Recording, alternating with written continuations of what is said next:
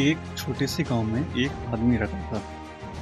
उसके घर के पास एक पहाड़ी थी जहाँ पर वो रोज सुबह जाता, वहाँ पर थोड़ी देर उस पहाड़ पर बैठता और फिर वापस आ जाता।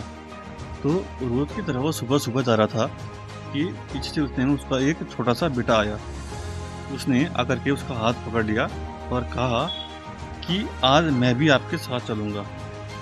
पहले तो उसने उसको थोड़ा समझाया, मना किया, कहा कि जो रास्ता है वो बहुत ही छोटा है और चढ़ाई बहुत ज़्यादा है, तो तुम मेरे साथ नहीं चल पाओगे। लेकिन फिर जब उस बेटे ने जिद करी तो पिता मान गया। वे दोनों पहाड़ पर चढ़ने लगे। पिता ने बेटे का हाथ कसकर पकड़ा हुआ था।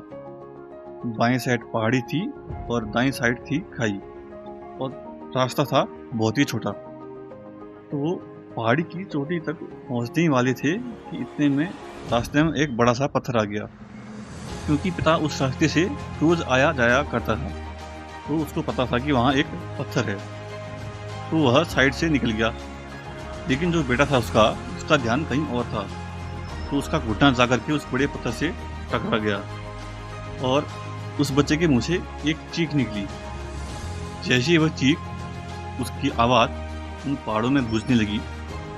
तो उस बच्चे ने कभी भी अपनी आवाज़ को गूंजते हुए नहीं सुना था।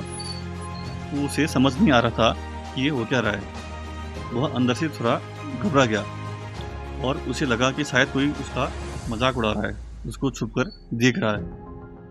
तो फिर उस बच्चे ने बोला कि कौन हो तुम? तो जब उस बच्चे ने उस गूंज को सुना तो उसे गुस्सा आ गया। उसे लगा कि कौन है ये जो मेरा मजाक उड़ाई चला जा रहा है।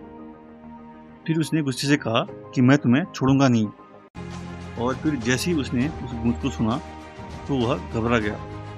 उसके पिता समझ गए थे कि ये हो क्या रहा है। उसने अपने पिता का हाथ कसकर पकड़ लिया और उनसे पूछने लगा कि कौन है ये जो मुझे इतना तंग कर रहा है?